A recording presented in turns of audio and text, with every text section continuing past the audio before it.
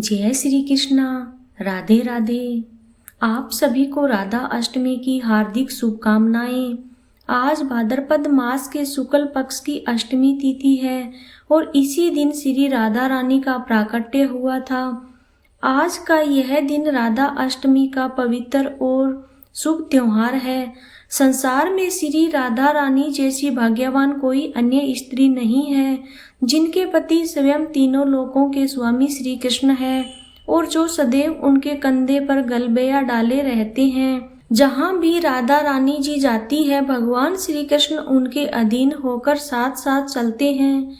श्री कृष्ण जी के वाम भाग से प्रकट हुई श्री राधा रानी ने कठिन तप, प्रेम और सेवा के द्वारा ही श्री कृष्ण के प्रेम की स्वामिनी बनकर उन्हें प्राणों से भी अधिक प्रिय कर लिया।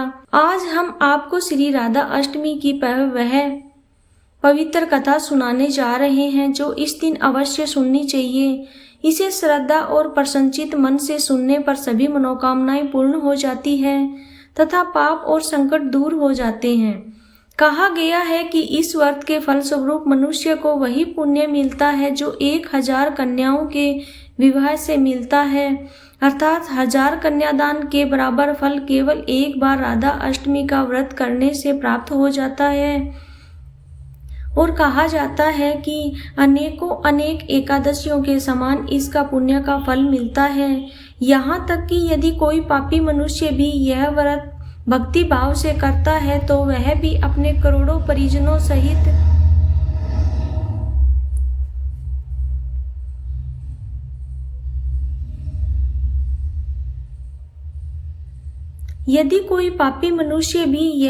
भक्ति भाव से करता है तो वह भी अपने करोड़ों परिजनों सहित भगवान विष्णु के लोक में स्थान प्राप्त करता है।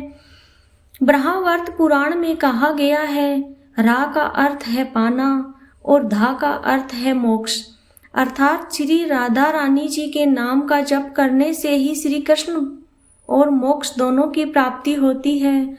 पूर्व काल की एक कथा के अनुसार श्री राधा ने सुरंग पर्वत पर सहस्त्र दिव्य युगों तक निराहार रहकर कठोर तप किया।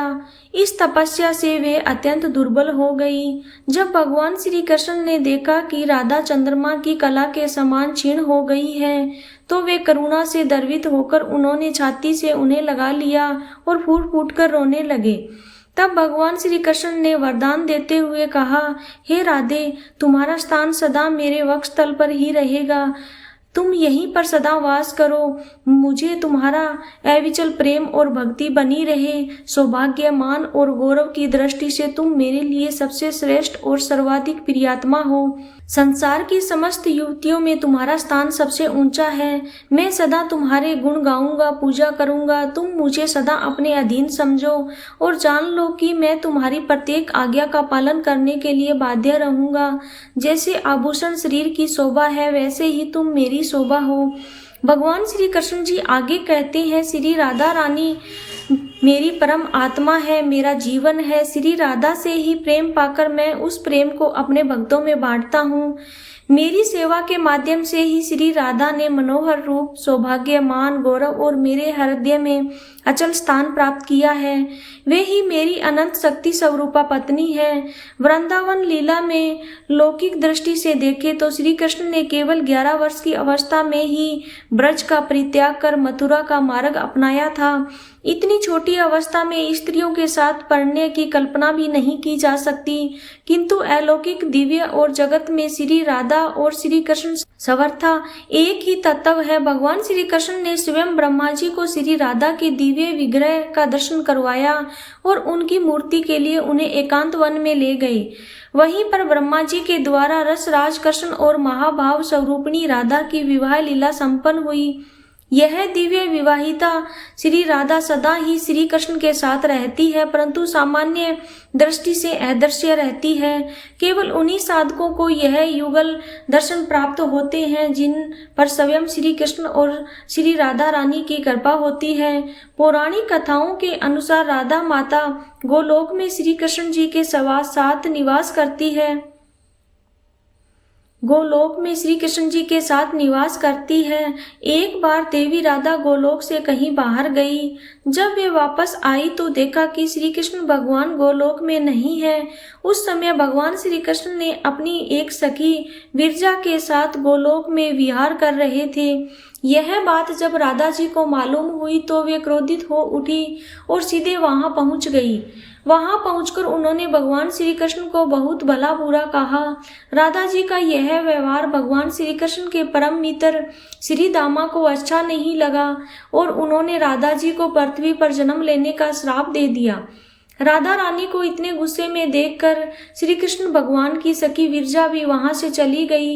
इस श्राप के बाद राधा रानी ने भी बदले में श्री दामा को श्राप देते हुए कहा कि तुम राक्षस कुल में जन्म लोगे। राधा रानी के श्राप के कारण ही श्री दामा का जन्म शंखचूड़ नामक दानव के रूप में हुआ।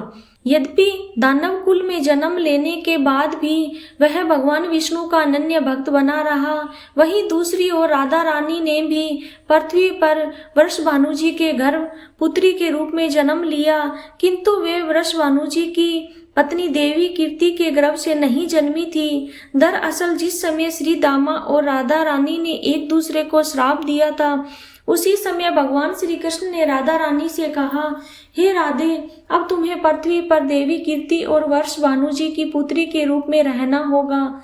जब तुम विवाह योग्य हो जाओगी तो तुम्हारा विवाह मनुष्य रूप में अवतरित हुए रायन नामक एक वेश्या से होगा, जो मेरे अंश अवतार में से एक होगा।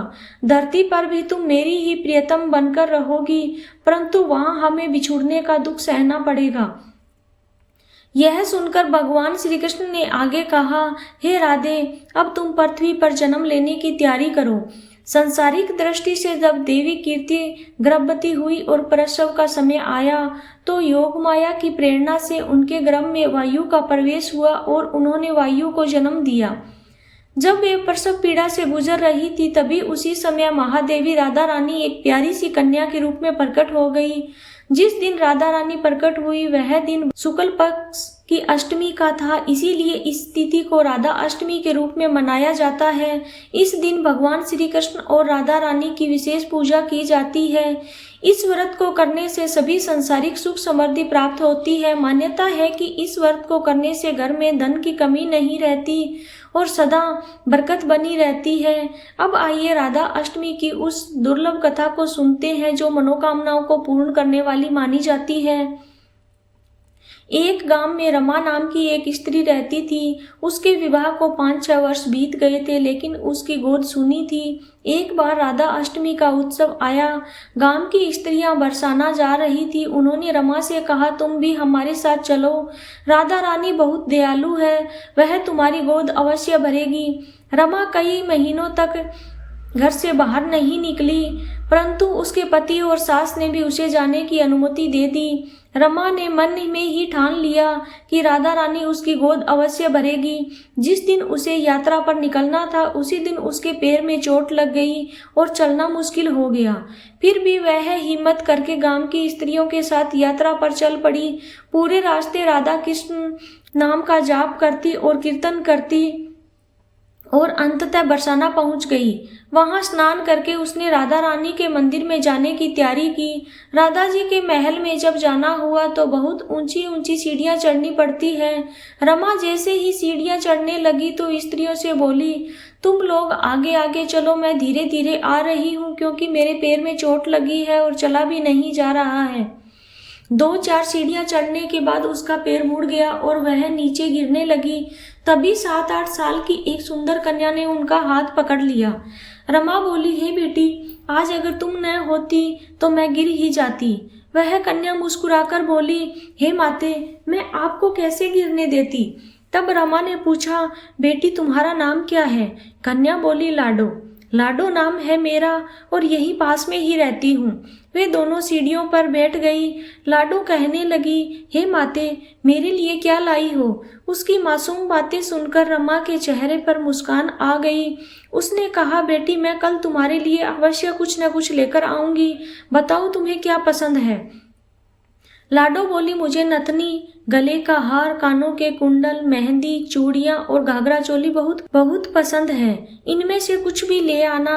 इतना कहकर वह बालिका भाग गई। जैसे तैसे रमा भी मंदिर में दर्शन करके लौटी। उस दिन से रमा का मन उसी बालिका में लग गया। अगले दिन उसने बाजार से गले का हार और चूड़ियां खरीदी और उसी जगह जाकर लाडो का इंतजार करने लगी। थोड़ी ही देर में वही कन्या आ गई। रमा ने जैसे ही चूड़ी और हार उसे दिया तो लाडो ने होठ फुलाते हुए कहा, बस इतनी सी ही चीजें लाई हो और कुछ नहीं। रमा ने प्यार से समझाया, बेटी मैं 8 दिन यहीं रहूंगी और रोज तुम्हारे लिए कुछ न कुछ लाऊंगी। यह सुनते ही लाडो उसकी गोद में बैठ गई और गले से लग गई। उसी क्षण रमा की आंखें भर आई, मानो उसे संतान मिल गई हो। वह बड़े स्नेह से उसके सिर पर हाथ फेरती। फिर जैसे ही दिन बीते, रमा ने मंदिर से आकर लाडो के लिए घाघरा चोली बनवाया। वह रोज कुछ न कुछ भेंट करती। एक दिन रमा ने कहा, बेटी अब तो यह सब चीजें पहनकर मुझे दिखाओ। लाडो मुस्कुराकर बोली, कल राधा अष्टमी है, उस दिन पहनूंगी। इस बार लाडो के साथ एक छोटा लड़का भी आया, जिसे देखकर रमा बोली, आज न जाने क्यों मेरे मन में आया कि एक धोती और मोर मुकुट ले आऊं। क्या मैं इसको दे दूं? लाडो बोली, यह कन्वा है, मेरे साथ ही रहता है। हाँ, तुम इसे दे दो। इतना कहकर दोनों सारा सामान लेकर चले गए। अगले दिन राधा अष्टमी थी। जब रमा सीढ़ियों पर पहुंची तो वहां न लाडो मिली और न ही कन्वा। वह बहुत देर तक इंतजार करती रही। अंततः जब मंदिर पहुंची तो वहां भारी भीड़, भजन कीर्तन और नृत्य हो रहा था। किसी तरह भीड़ को चीरते हुए वह आगे पहुंची और राधा जी तथा ठाकुर जी के दर्शन किए। लेकिन जैसे ही उसकी दृष्टि उन पर पड़ी तो वह पत्थर सी रह गई, क्योंकि राधा जी ने वही घाघरा चोली और गहने पहने थे जो उसने लाडो को दिए थे और ठाकुर जी ने वही धोती और मोर मुकुट धारण किए थे जो उसने कन्वा को दिए थे। उसकी आंखों से अश्रुधारा बहने लगी और सब कुछ स्पष्ट हो गया कि लाडो वास्तव में राधा जी थी और कन्वा स्वयं श्री कृष्ण जी थे, जो उसे मातर सुख देने के लिए रोज मिलते थे। अब रमा पागल सी होकर दिन रात लाडो लाडो पुकारती रहती। गांव की स्त्रियों ने उसे बहुत समझाया। पति और सास भी उसे घर ले जाने आए, लेकिन वह बोली, मैं नहीं जाऊंगी, यहीं रहूंगी। वह प्रतिदिन सीढ़ियों पर बैठकर आंसुओं से सीढ़ियों को धोती और पलके बिछाकर उन्हें बुहारती। ऐसा करते करते 30 वर्ष बीत गए। एक दिन अचानक वही लाडो उसके सामने प्रकट हुई। उसका हाथ पकड़कर ऊपर अटालिका में ले गई और मुस्कुराकर बोली, लो माँ, मैं आ गई, मैं ही हूँ तुम्हारी लाडो। ऐसा कहकर लाडो ने बाहें फैलाकर रमा को अपने पास बुलाया और गले से लगा लिया। उसी दिन रमा ऐसी लिपटी कि अपने पार्थिव शरीर को छोड़कर सदा के लिए अपनी लाडो के पास चली गई। बोलिए श्री राधा कृष्ण भगवान की जय। बोलिए श्री बरसाने वाली की जय। एक बार नारद मुनि ने पृथ्वी लोक पर राधा नाम की महिमा सुनी और यह भी सुना कि वे श्री कृष्ण की सबसे बड़ी भक्त है। नारद जी को लगा कि वे स्वयं श्री हरि के सबसे बड़े भक्त हैं। अपने मन की शंका का निवारण करने के लिए वे श्री कृष्ण जी के पास पहुंचे। श्री कृष्ण तो अंतर्यामी है, वे समझ गए कि नारद जी के मन में क्या चल रहा है। उन्होंने सोचा नारद जी को राधा रानी के निस्वार्थ प्रेम का अनुभव कराना ही पड़ेगा। जब नारद जी आए तो श्री कृष्ण जी सिर पकड़कर बैठे थे। नारद जी ने चिंतित होकर पूछा, हे प्रभु, आपको क्या हुआ? श्री कृष्ण ने कहा, नारद जी, मेरे सिर में बहुत भयंकर दर्द है। नारद जी ने पूछा, तो इसका निवारण कैसे होगा प्रभु? श्री कृष्ण ने कहा, यदि कोई मेरा सच्चा भक्त अपने चरण धोकर उसका चरणामृत मुझे पिला दे, तभी मेरा यह दर्द दूर हो सकता है। नारद जी सोच में पड़ गए। मैं तो सच्चा भक्त हूँ, पर मैं अपने चरणामृत पिलाने से मुझे नरक तुल्य पाप लगेगा। ऐसा पाप मैं कैसे सहूंगा? उन्होंने यह सारी बात रुक्मणी जी और अन्य रानियों से कही, पर किसी ने भी इस पाप को अपने सिर पर लेने का साहस न किया। अंततः नारद जी को राधा रानी की याद आई। उन्होंने जाकर सारा प्रसंग राधा जी को सुनाया। राधा रानी ने तुरंत अपने चरण धोकर जल नारद जी को दिया और कहा, जल्दी से इसे श्री कृष्ण जी को पहुंचा दो। मैं जानती हूँ कि इसके लिए मुझे नरक तुल्य पाप मिलेगा, पर मैं अपने प्रियतम श्री कृष्ण के दुख के निवारण के लिए मैं कोई भी पाप सहने को तैयार हूँ। नारद जी जब चरणामृत लेकर श्री कृष्ण के पास पहुंचे तो उन्होंने देखा कि श्री कृष्ण मंद मंद मुस्कुरा रहे हैं। तब नारद जी को समझ आया कि राधा रानी का प्रेम निस्वार्थ और सच्चा है। वास्तव में श्री कृष्ण ने यह लीला केवल नारद जी को यह अनुभव कराने के लिए रची कि राधा ही उनकी सबसे महान भक्त है। बोलिए श्री राधा कृष्ण भगवान की जय। अब आइए बरसाने की एक सच्ची कथा सुनते हैं जो मनोकामनाओं पूर्ण करने वाली और अखंड सौभाग्य देने वाली है। बरसाना में जहाँ राज राजेश्वरी श्री राधा रानी का जन्म हुआ था, वहीं एक सेठ जी रहा करते थे। वे अत्यंत संपन्न थे। आलीशान मकान, भव्य दुकान, 3 बेटे और 3 बहुएं। सब कुछ होने के बावजूद उनके मन में हमेशा एक कमी खटकती थी कि उनके कोई बेटी नहीं है। उन्हें लगता था कि काश मेरी एक बेटी होती तो वे उससे अपने मन की सारी बातें साझा करते। कुछ समय पहले ही उनकी पत्नी का देहांत हो गया था, जिसके कारण उनको अकेलापन लगता था और वे परेशान रहते थे। वे प्रतिदिन अपने घर के पास स्थित राधा रानी के मंदिर में दर्शन करने जाया करते थे। एक दिन मंदिर में एक संत पधारे। उन्होंने सेठ जी को उदास देखा और पूछा, हे बेटा, तुम इतने दुखी क्यों हो? सेठ जी ने कहा, महाराज, मेरी कोई बेटी नहीं है, यही मेरे लिए सबसे बड़ा दुख का कारण है। संत मुस्कुराए और बोले, जब जीवन में किसी चीज की कमी होती है तो उसकी जगह भगवान को बैठा लेना चाहिए। जब तुम बरसाने में रहते हो तो क्यों न राधा रानी को ही अपनी बेटी मान लो। संत की बात सुन सेठ जी के हृदय में उतर गई और उसी दिन उन्होंने राधा रानी का एक बड़ा चित्र बनवाया और उसे अपने कमरे में स्थापित कर लिया। अब उनका जीवन बदल गया। वे उठते बैठते सोते जागते राधा रानी को अपनी पुत्री मानकर उनसे सारी बातें करने लगे। दुकान पर जाने से पहले वह उन्हें भोग लगाते, प्रसाद पाकर ही निकलते और लौटकर फिर उन्हें प्रणाम करते। धीरे धीरे उनकी भक्ति ऐसी बढ़ी कि वे हर समय राधे राधे राधे राधे का सहकीर्तन करते और प्रसन्नचित रहते। एक दिन सेठ जी के घर में चूड़ी पहनाने वाली मनिहारिन आई। बहुओं ने बारी बारी से उसे चूड़ियां पहन ली। उसी समय राधा जी भी वहां प्रकट हुई और मनिहारी से बोली, मुझे भी चूड़ियां पहनाओ। मनिहारी ने सोचा शायद कोई मेहमान होगी और उसने उन्हें भी चूड़ियां पहना दी। राधा जी चूड़ियां पहनकर अंतर्ध्यान हो गई। जब मनिहारी चूड़ियों का मूल्य लेने सेठ जी की दुकान पर पहुंची तो बोली, सेठ जी, इस बार मुझे अधिक पैसे चाहिए। मैंने आपके घर में 4 स्त्रियों को चूड़ियां पहनाई है। सेठ जी चौंक गए और बोले, हमारे घर में तो केवल 3 बहुएं ही हैं, चौथी कौन? मनिहारी बोली, मुझे तो नहीं पता, पर मैंने तो 4 जनों को पहनाई है। सेठ जी ने सोचा कि घर जाकर पूछेंगे और फिर पैसे देंगे। शाम को जब उन्होंने बहुओं से पूछा तो उन्होंने बताया कि केवल हम तीनों ने ही चूड़ियां पहनी थी। यह सुनकर सेठ जी ने बात को वहीं पर समाप्त कर दिया। रात में जब वे सोए तो सपन में श्री राधा रानी प्रकट हुई। उनकी आंखों में आंसू थे। वे बोली, पिताजी, आज मेरा मन बहुत दुखी है। मैंने अपने पिता का घर समझकर आपसे चूड़ियां पहनाई थी, पर आपने मनिहारी को मेरी चूड़ियों का मूल्य नहीं दिया। आपने मुझे अपनी बेटी तो माना पर मेरी अपेक्षा कर दी। यह सुनकर सेठ जी रोने लगे और बोले, बेटी, मुझे क्षमा कर दो, मुझसे बड़ी भूल हो गई। वे तुरंत नींद से जागे, आंखों में आंसू थे। वे उठे और तिजोरी से रुपए निकालकर सीधे मनिहारी के घर पहुंचे। दरवाजा खटखटाया तो मनिहारी ने चौंक कर दरवाजा खोला। सेठ जी ने आंसुओं से भरी आंखों से कहा, हे बहन, तुम्हारा जैसा भाग्यशाली कोई और नहीं है। आज तुमने मेरी बेटी राधा जी को अपने हाथों से चूड़ियां पहनाई। यह सुनकर मनिहारी भी भाव विभोर हो गई और बोली, सेठ जी, राधा रानी तो पूरे बरसाने की बिटिया है, उनकी चूड़ियों का मूल्य मैं आपसे कैसे ले सकती हूँ?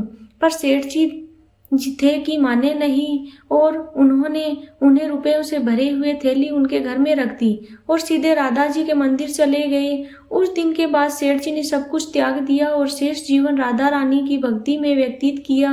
प्रेम से बोलिए जय श्री कृष्णा, जय श्री राधे रानी। ऐसे ही एक और रोचक और आध्यात्मिक वीडियो के लिए चैनल को लाइक सब्सक्राइब करें।